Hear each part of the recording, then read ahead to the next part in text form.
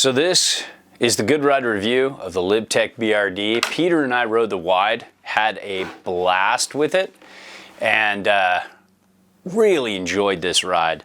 However, it just got me so curious for a wide to be so much fun that I really wanted to see what the regular would do.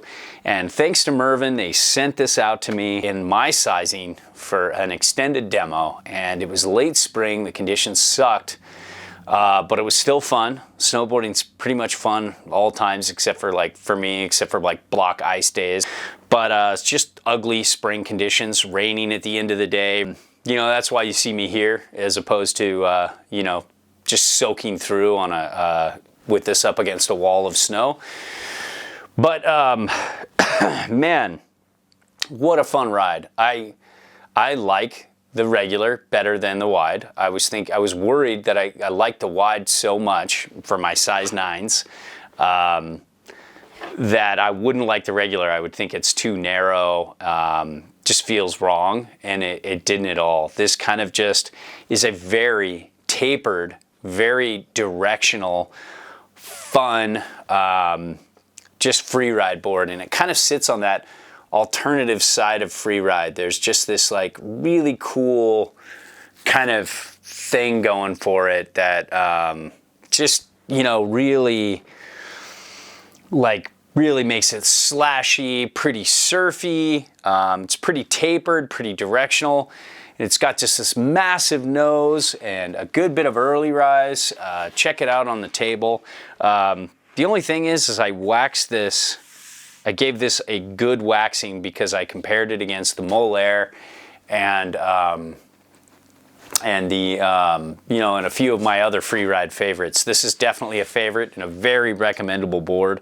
The only thing was the spring conditions really just tore that base apart, but I'm going to give it a good waxing, and I'd love to keep this board. This has just been so much fun, and it's even a demo, with some blemishes, and but man, the production model is going to kick ass, especially if it has this same camber profile. Just such a fun board, so floaty. Got it in powder, got it carving groomers, got it bad groomers, but carving groomers, and got it in some ugly off-piste spring conditions, and man, it just does everything right. Everything we said about this board at the demo and wide transfers over to regular for us, and I would definitely get the regular size over the wide. I wouldn't play around with that. I'd keep it where it is, but man, this is such a recommendable board.